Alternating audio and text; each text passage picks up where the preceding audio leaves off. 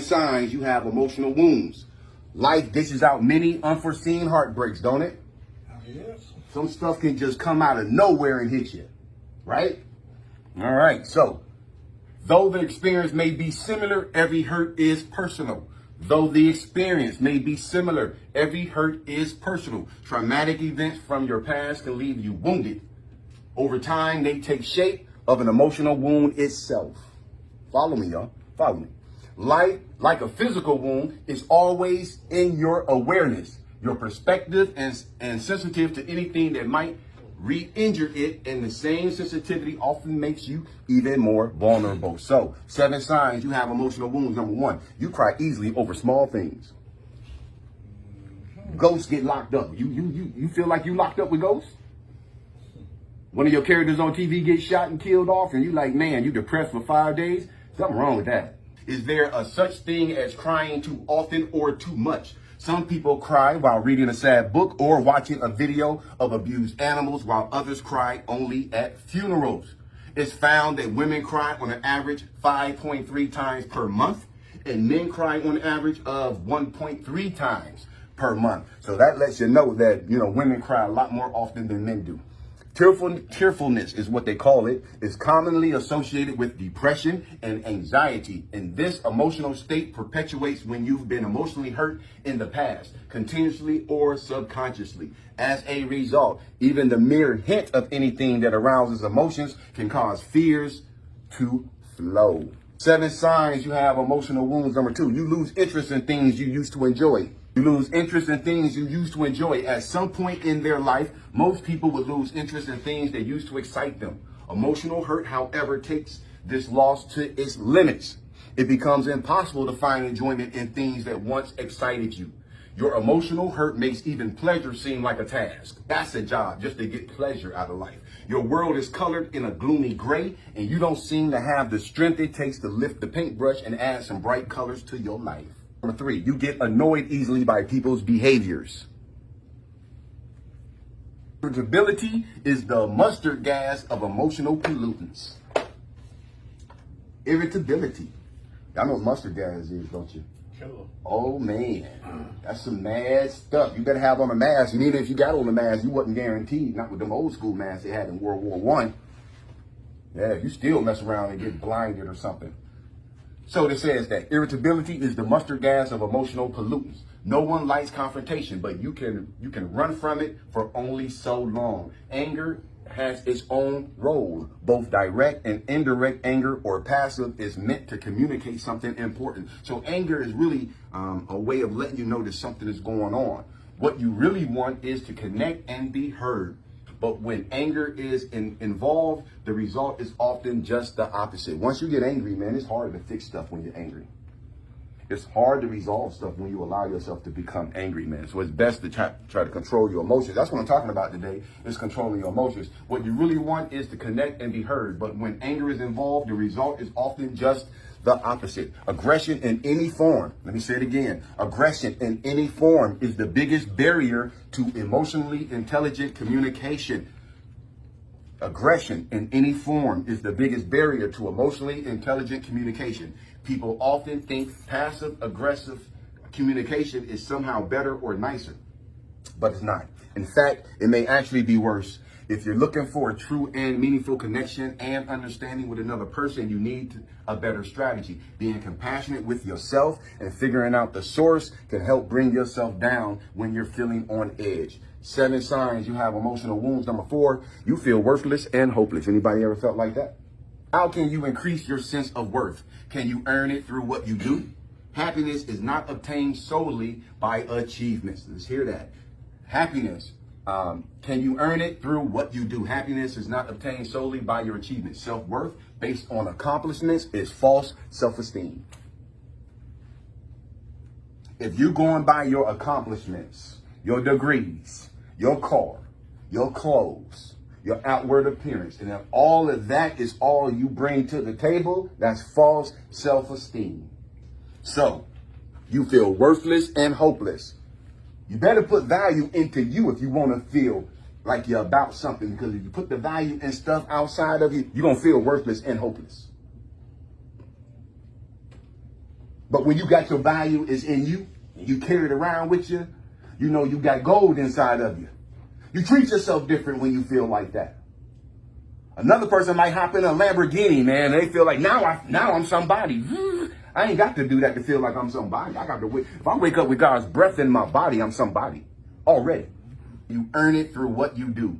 Happiness is not obtained solely by your achievements. Self-worth based on accomplishments is false esteem. Feeling worthless often involves a sense of hopelessness and insignificance. Such feelings often arise commonly due to abuse or trauma or difficult situations that pose a threat to a person's sense of oneself. Pinpointing the cause behind these toxic thoughts can help you to understand and address factors that contribute to low self-esteem. 7 signs you have emotional wounds. Number 5, you keep replaying the bad memories in your head. You're ruminating. You keep thinking about your past. You keep thinking about the opportunities you lost. You keep thinking about your mistakes you made. You keep thinking about the people you hurt along the way. And as long as you keep doing that, your self-esteem is going to suffer. Because some of y'all are in your 30s, some of y'all in your 40s, some of y'all in your 50s, 60s, 70s, and 80s, and you still beating up on a 25-year-old you. You keep replaying the bad memories in your head. Is your head filled with one single thought or a string of thoughts that keep repeating themselves? The process of continually thinking about the same thought, which tends to be sad or dark, is called rumination. Your history of emotional or physical trauma makes you believe that by ruminating, you'll gain insight into your life or a problem you're facing. Like when a ball is rolled downhill or a boulder starts rolling downhill, it's easier to stop the ruminating thoughts when they first start rolling and have less speed than when they've gathered speed over time. It helps to identify your trigger and find a distraction to break your thought cycle. Breaking the thought cycle helps to challenge on the onslaught of negative thoughts. 7 signs you have emotional wounds. And number 6, you feel too much until you are numb. You feel everything. You feel when somebody walk past you and look at you funny, you feeling that. You don't even know the person. And here it is later on in the day, you still, oh man, that person was looking at me. What were they looking at me like that? You're just feeling everything.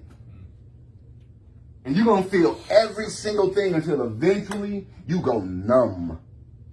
Because when you go through so much pain and so much trauma and it's so painful, your body has to protect you. That's like a person who was up in a tree and he's trying to cut down a branch and somehow the chainsaw gets loose and cut his arm off and he falls down out the tree. And he's on the ground and he's dazed and he like look up and blood squirting out his arm and this, you don't even feel it. Because that's so much pain that the body is trying to protect you from it. It goes numb. Sometimes we do that emotionally, we go numb, where we don't feel anything because we don't experience so much pain. An emotional wound can also trigger what is called apathy. Emotional hurt causes you an emotional overload to the point that you become numb. It's a form of self-defense against further hurt. Apathy is a feeling, but it's also an attitude. And sadly, the attitude is one of unconcern, unresponsiveness, and detachment. Emotional hurt zaps you of so much energy that you feel drained, almost too paralyzed to act, and certainly without the will to do so. This is why apathetic individuals are easily identified by their passiveness. Your interest in confronting life's challenges is in jeopardy.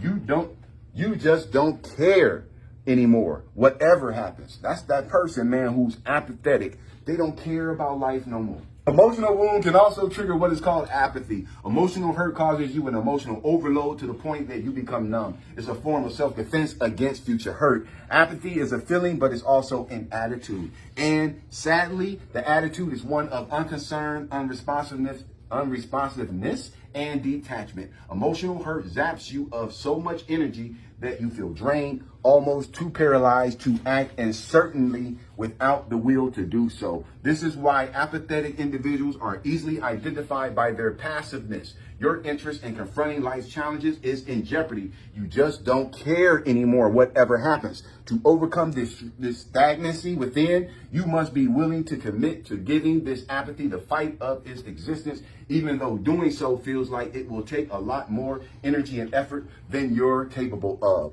7 signs you have emotional wounds. And the final one, number 7, you feel confused and stuck. Ever have times when you feel trapped or restless? I felt like that before. Trapped or restless, like I'm spinning my wheels, like I'm not going nowhere.